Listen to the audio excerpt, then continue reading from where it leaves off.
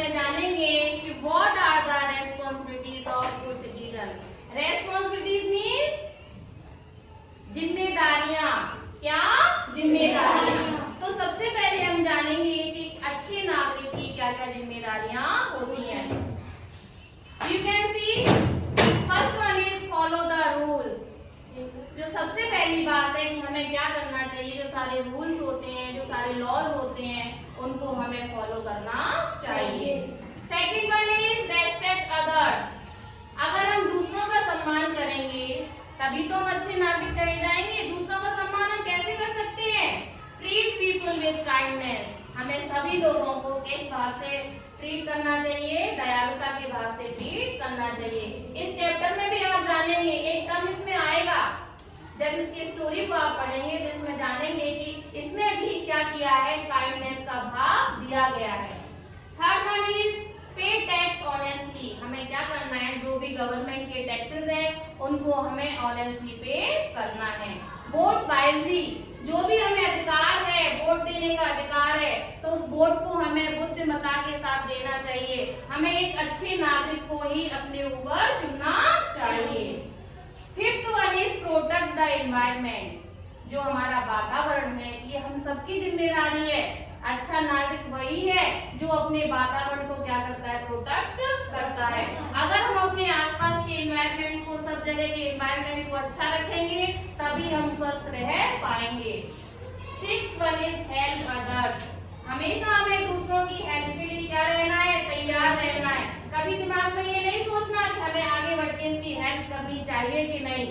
हमें at a time जैसे हम फैमिली मेंबर्स की हेल्प करते हैं, वैसे ही अगर हम किसी को भी ऐसी कंडीशन में देखते हैं तो तुरंत हमें सभी बच्चों को क्या करनी है, उसकी हेल्प करनी है। जैसे कैसे कि मान लीजिए बच्चे खेल रहे हैं, प्लेग्राउंड में खेल रहे हैं, तो कोई बच्चा गिर गया तो हम दूर खड़े देख रहे हैं, हमें ऐसा नहीं सोचना, हमें क्या करना है, तुरंत जाके उसकी हेल्प करनी है।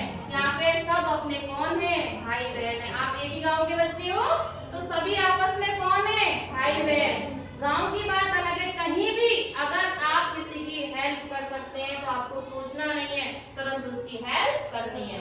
Respect national symbols. जो हमारे राष्ट्रीय सिंबल्स हैं उन सबका हमें क्या करना है, सम्मान करना है। Be informed. कोई भी चेंजेस हो रहा है, कुछ भी नई चीज आ रही है तो उसके लिए हमें अपने आप को क्या रखना है, अपडेट रखना है। ऐसा नहीं कि हमारे मतलब का नहीं है, हम किसी चीज पे ध्यान नहीं दे रहे। तो सारी चीजें जो भी आपकी चेंजेस हो रही हैं उनके लिए हमें अपने आप को अपडेट रखना है। Protect public property. जो भी पब्लिक प्रॉपर्टी है, हॉस्पिटल है, रोड है, गार्डन्स हैं, हम देखते हैं कि गार्डन में, पार्क में जाते हैं, स्नैक्स वगैरह ले जाते हैं और क्या करते हैं, खाया और रेफर को हम तुरंत वहीं फेंक देते हैं। क्या हम घर पे भी ऐसा करते हैं? नहीं करते। तो हमेशा हमें गार्बेज को, हमेशा कूड़े करकट को किसमें थ्रो करना है, डस्टबिन में थ्रो करना है। Promote unity and peace. हमेशा हमें एकता को, हार्मनी को, आपस में एक जगह कैसा सामंजस्य, ऐसा बिहेव रखना है। इन सबको हमें क्या करना है, प्रमोट करना है। तो इस चैप्टर में आप इसी चीज के बारे में जानोगे। पहले मैं आपको इसकी स्टोरी बता रही हूँ, ध्यान से सुनिए। रचना's uncle and aunt lived in Mussoorie. एक लड़की है रचना जिसका नाम है, उसके अंकल आंटी कहाँ पर रहते हैं, मसूरी में रहते हैं। रचना had her parents had gone to Missouri to spend their vacation with them. तो रचना और उसके पेरेंट्स मसूरी जाते हैं क्या करने के लिए, जो उनकी छुट्टियां थी, वैकेशन थी, उसको स्पेंड करने के लिए मसूरी जाते हैं। They were all excited as they were going to visit the Vrindavan garden. तो मसूरी में एक वृंदावन गार्डन है, तो वहां पर वो घूमने जा रहे थे। तो वो सब लोग क्या थे, एक्साइटेड थे। जब हम नई जगह जाते तो सभी लोग एक्साइटेड हो जाते हैं कि नहीं? तो ऐसे ही सभी लोग एक्साइटेड थे। On the way, her aunt told them that about 2 million tourists visit the Vrindavan garden every year. तो वहीं पर वृंदावन गार्डन जब लोग जा रहे थे तो रचना की जो आंटी थी उन्होंने क्या बताया कि हर साल यहाँ 20 लाख लोग घूमने के लिए आते हैं। तो रचना के लिए बहुत कैसी थी, मजेदार बात थी। रचना said aunt is going to be fun as they enter the garden. Rachna exclaimed how beautiful flowers and fountains are there. तो रचना जैसे ही गार्डन में एंटर किया उसने, तो उसने ब्यूटीफुल फ्लावर्स देखे और क्या देखे, फाउंटेन्स देखे। तो वो देख के क्या हो गई, शॉक्ड हो गई और क्या करने लग गई कि ये तो बहुत ही सुंदर है, I must make a bouquet for my self. तो जैसे उसने क्या कहा, इतने सुंदर फूल देखे कि इन फूलों को तोड़कर मैं अपने लिए क्या बनाऊंगी, बुके बनाऊंगी। The moment she tried to pluck one of the flowers, her heart stopped and said, "Don't do that. We should not pluck heart." तो जैसे ही उसने तोड़ने की कोशिश करी फूल को, एक फूल को तोड़ने की कोशिश करी, तो उसकी आंटी ने उसको वहीं पर रोक दिया। उसने क्या कहा कि आपको फूलों को नहीं तोड़ना है। तो देखिए कि आपको मैंने रेस्पॉन्सिबिलिटी बताई थी, उसमें ये आ रही है कि नहीं आ रही? हाँ। After taking a round of the whole garden, they sat down to have snacks. पूरा गार्डन घूमने के बाद उन्होंने क्या किया, एक जगह बैठ गए, क्या खाने के लिए, स्नैक्स, जो भी चीज थी उन्हें खाने के लिए। उनकी आंटी लाई थी, she had brought popcorn, samosa, sandwiches and food for everyone. उनकी आंटी सभी के लिए पॉपकॉर्न लाई थी, समोसे लाई थी, सारी चीजें लाई थी, सब लोगों ने खाई। रचना finished her snack and threw her plate and glass under the bench. तो रचना ने क्या किया, सारी चीजों को खाने के बाद उसका कूड़ा कहाँ फेंक दिया, बेंच के नीचे फेंक दिया। Her aunt asked politely, उसकी आंट ने बिल्कुल धीमे से कहा, Do you throw the wastage under your study table or sofa at the home too? क्या तुम घर पर भी कूड़ा कहाँ फेंकती हो, जो पढ़ाई के टेबल के नीचे फेंकती हो, जो सोफे के नीचे फेंकती हो? तो जैसे उसकी आंटी ने कहा तो रचना की समझ में आ गया। Rachna, it's our duty to keep our surrounding, public places like roads, parks, schools, hospital etc clean. तो उसकी आंटी उसको कहती है कि रचना, ये हम सभी की जिम्मेदारी है कि हॉस्पिटल है, रोड्स है, पार्क्स है, गार्डन्स है, इन सबको, जो सारे पब्लिक प्लेसेस हैं, इन सबको हमें क्या रखना है, साफ रखना है।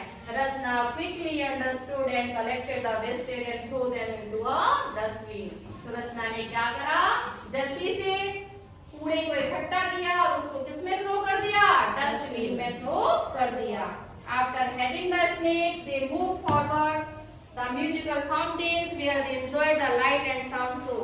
तो जो वहाँ पे फाउंटेन्स चल रहे थे, उसमें म्यूजिक चल रहा था, तो उन सब लोगों ने उससे एंजॉय किया। When they moved out, they saw, जब वो वहाँ से मुड़ रहे थे उन्होंने देखा, an old man tripped and fell down. एक बूढ़ा आदमी फिसला और वहाँ पर गिर गया।